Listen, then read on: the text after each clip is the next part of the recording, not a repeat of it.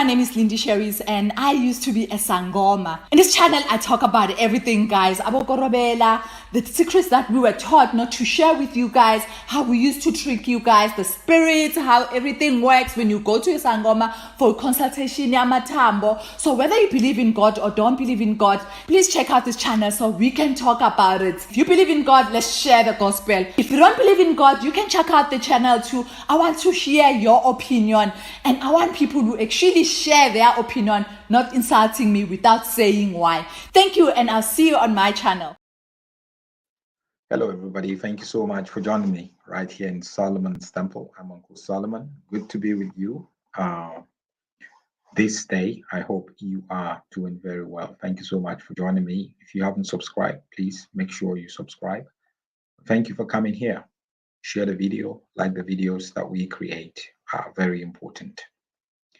I offer YouTube training for people who are looking at making money from YouTube, creating content. So I help to coach people to create content that would help them make money from YouTube. So if you're one of those people, you can give me a call on +27 822129438. Drop me a message on WhatsApp.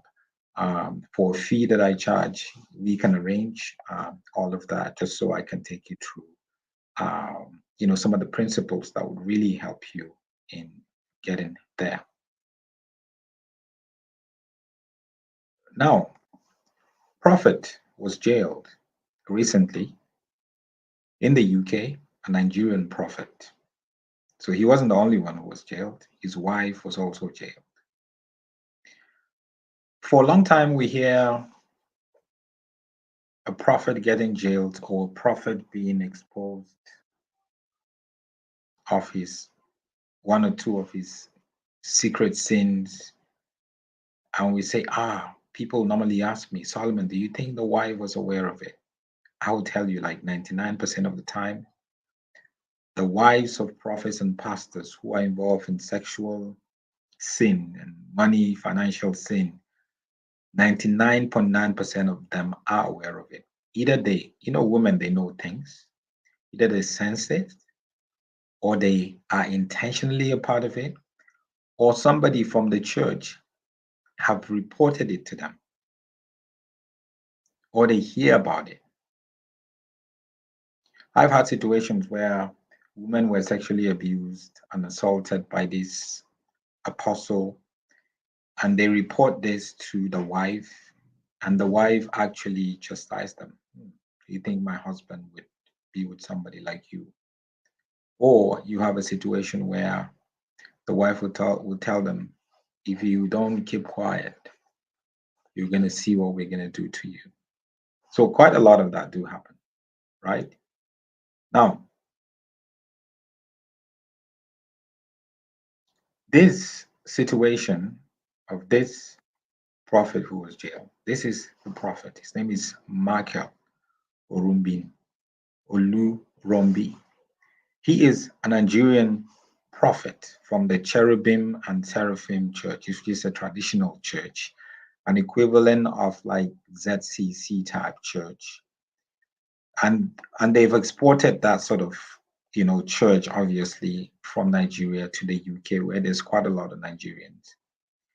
And he was one of those prophets there. Let me read for you what actually was said. Here he said, a Nigerian pastor, prophet, Michael Olurombi, and his wife Juliana have been sentenced to jail for 34 years in the UK.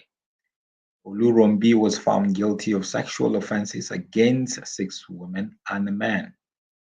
The Nigerian clergyman based in the UK was accused of abusing children and adults for over 20 years after convincing them to take part in a spiritual bathing to cleanse them of evil spirit. You see the problem? So they need to take a spiritual bathing. Another version, because quite a lot of news outlets took this story, it said Michael Olurombi, a 60-year-old evangelical Nigerian pastor residing in the UK, has been sentenced to 34 years in prison following his conviction for multiple counts of raping members of his congregation. The jury had that some of his female victims became pregnant multiple times Now, this is what happened, right? He actually began to blame the devil. He said, no, the devil was the one that pushed him to do that. And he lived like a king, from what I heard. He was like a king. But this is what the prosecutor told the court. The Crown's case is that Mr. Olurombi used what he calls spiritual work as a subterfuge, subterfuge for that sexual abuse. So the main tactic he used was he employed was the claim that God had instructed him to administer holy baths to some of his congregation in order to cleanse them and protect them from evil influences. That activity began when his victims were children.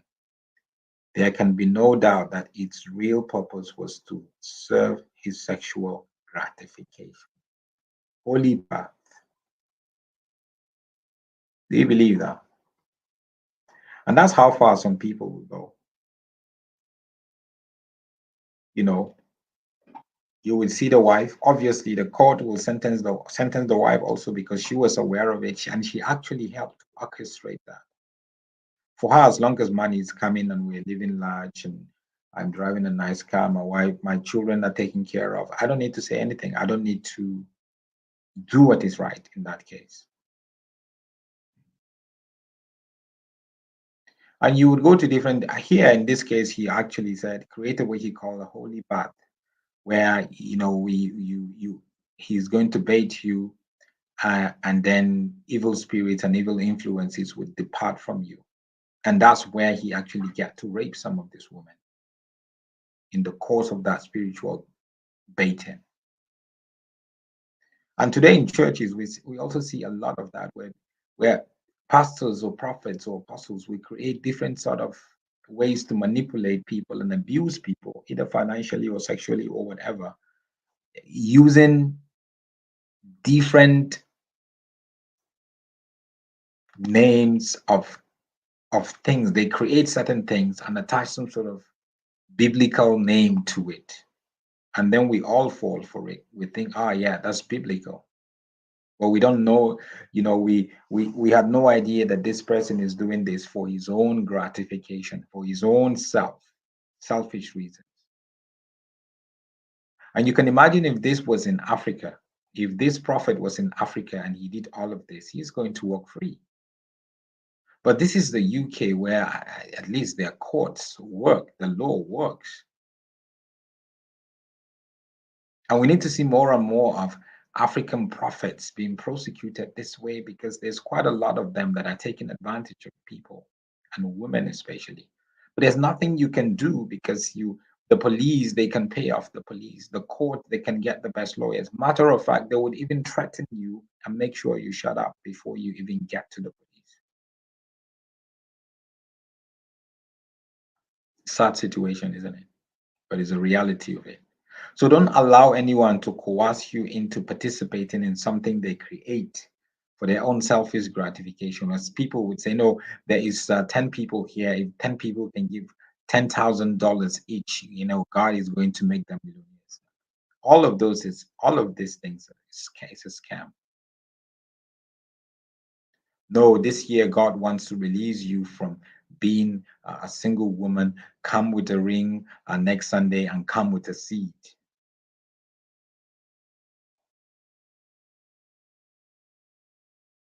That's a fraud.